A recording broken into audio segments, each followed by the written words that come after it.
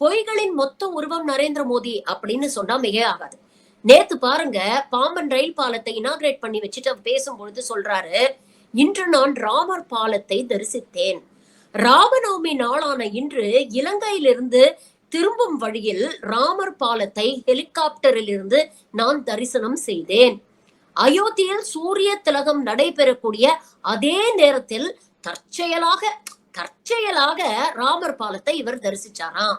இதுல வேடிக்கை என்ன அப்படின்னு பாத்தீங்கன்னா, கடலுக்கு அடியில ராமர் பாலமே இல்ல அப்படின்னு 2022 நாடாளுமன்றத்துல பிரதமர் மோடி அமைச்சரவையை சேர்ந்த அமைச்சர் ஜிதேந்திர சிங் தெரிவிச்சிருக்கிறாரு.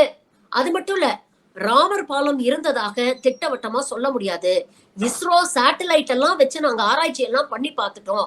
ஆனா அப்படி ஒரு பாலம் இருந்ததுக்காக எந்த தடயமும் இல்ல அப்படின்னு இதே அமைச்சர் ஜிதேந்திர சிங் 2022 பார்லிமெண்ட்ல தெரிவிச்சிருக்கிறாரு. இப்ப சொல்லுங்க, நான் ஆரம்பத்துல சொன்னது கரெக்ட் தானே? பொய்களின் மொத்த உருவம் நரேந்திர மோடி.